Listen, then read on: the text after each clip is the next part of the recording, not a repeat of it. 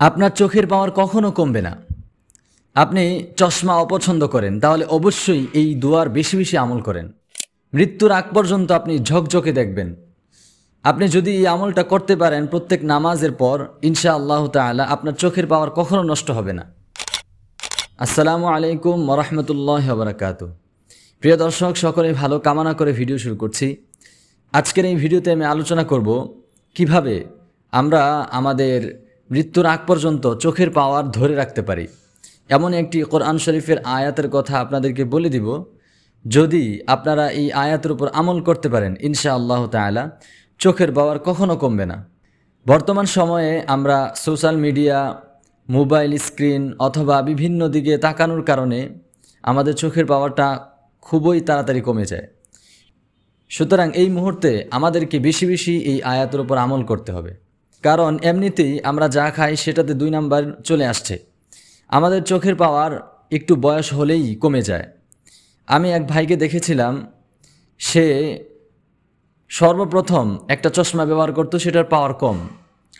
তো এরপরে আরও একটি চশমা কিনে, সেটার পাওয়ার আরও বেশি। তো দিন দিন আমাদের চোখের পাওয়ার কমে যাচ্ছে। সুতরাং আজকে যাদের সামনে আমার এই ভিডিওটি চলে আসছে, অবশ্যই আমরা সৌভাগ্যবান। আমরা এই আয়াতের আমল করব ইনশাআল্লাহ তাআলা।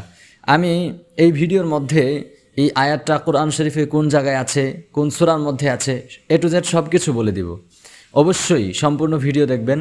আমি লম্বা করব না, আপনাদেরকে শুধু আয়াতের কথা বলে দিব, কিভাবে আমল করবেন সেটা বলে দিব। বলার আগে যারা আমার এই চ্যানেলে নতুন এসেছেন সকলকে জানাই অসংখ্য শুকরিয়া। আমার এই চ্যানেলটি অবশ্যই সাবস্ক্রাইব করে রাখবেন। এটার মধ্যে আমি বিভিন্ন ধরনের দোয়া ছেড়ে থাকি। আপনার যদি কোনো ধরনের দোয়া লাগে অবশ্যই কমেন্টে জানাবেন, আমি সেই বিষয়ে দোয়া নিয়ে আসব।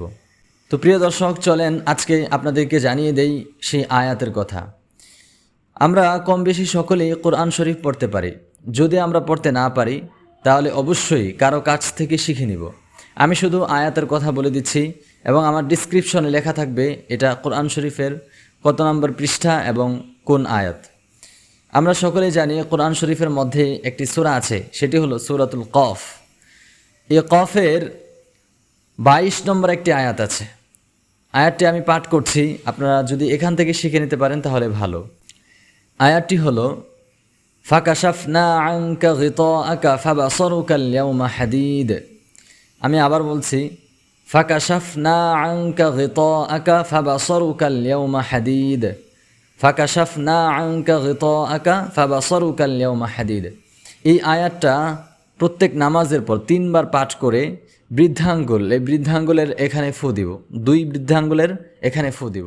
ফু দিয়ে আমরা চোখে এভাবে মালিশ করে দিব, এভাবে হাত বুলিয়ে দিব, ঠিক আছে? তাহলে প্রত্যেক নামাজের পর এই আয়াতটি পড়ে বৃদ্ধাঙ্গুলের উপর ফু দিয়ে, বৃদ্ধাঙ্গুল দিয়ে আমরা চোখ এভাবে মালিশ করে দিব, বুলিয়ে দিব, ঠিক আছে? তো এইভাবে যদি আপনি আমল করতে পারেন প্রত্যেক নামাজের পর, ইনশাআল্লাহ তাআলা কবরে যাওয়ার আগ পর্যন্ত আপনার চোখের পাওয়ার ঠিক থাকবে। আজকে এই ভিডিওর কমেন্ট সেকশনে আপনি অবশ্যই বলে যাবেন যে যদি আপনার সামনে এই ভিডিও এসে থাকে অবশ্যই কমেন্ট করবেন যে আজকে থেকে এই আমল স্টার্ট করবেন। যতদিন আল্লাহ আপনাকে বাঁচিয়ে রাখবে অবশ্যই আমল করে যাবেন। এই দোয়াটি হলো চোখের পাওয়ার ধরে রাখার জন্য।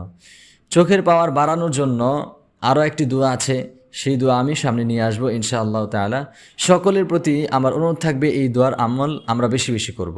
তো সকলেই ভালো কামনা করে ভিডিও শেষ করছি। আল্লাহ হাফেজ, সকলেই ভালো থাকবেন।